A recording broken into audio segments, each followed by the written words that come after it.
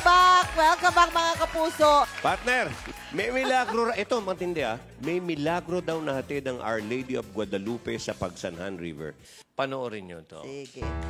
Pagsanhan, ang tourist capital ng Laguna.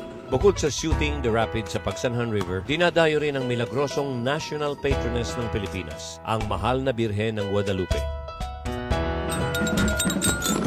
Nagbabadyaman ang malakas na pagbuhos ng ulan, hindi ito naging hadlang para isagawa ang kauna-unahang parada ng mahal na Birhen ng Guadalupe sa Pagsanhan River. First time na magkakaroon kami ng Rosary Prayer Rally sa Ilog.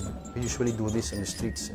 Malalim kasi ang paniniwala ng mga pagsanghenyos na maraming biyaya ang nakukuha ng mga nananalig sa mahal na Birhen. Isa na rito ang kanilang mayor na si E.R. Ejercito. Kami po ay may pinakamatandang simbahan ng Our Lady of Guadalupe. Our church was built in November 12, 1687. Sa kanyang opisina o sa ancestral house ng mga ehersito sa Pagsanhan, hindi mawawala ang poon ng Nuestra Señora de Guadalupe. Lahat ng accomplishments and achievements ko, bigay lahat ng Our Lady of Guadalupe. Pati ang bunsong anak ni Mayor E.R. na si Julia Guadalupe, pinangalan sa mahal na Birhen. Pero bukod sa personal na mga hiling na dininig, bakit nga ba pinaniniwala ang milagrosa ang Birhen ng Guadalupe? According to legend nga, meron daw mga tulisanes from Mayahay, Laguna who wanted to terrorize and plunder the town, Pagsanhan. But hinarang sila ng isang we can call it an apparition of Our Lady of Guadalupe who held a shining sword at sinabi ng ating mahal na patrona na huwag kayong lalagpas o takutin ang mga tagapagsanhan sapagkat kayo ay mamamatay.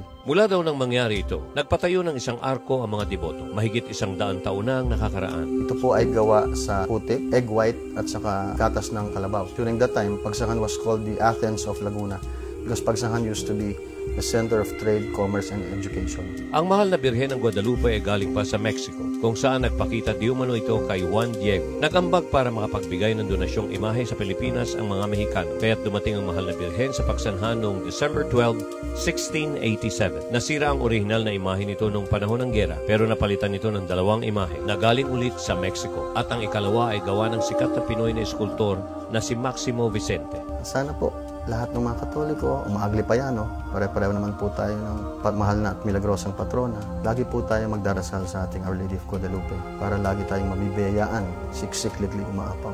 Maraming naniniwala na dahil sa taimtim na pananalig ng mga pagsanghenyo sa mahal na Birhen ng Guadalupe, patuloy ang pag-angat ng probinsya ng Pagsanhan bilang isa sa mga progresibong bayan ng Luzon.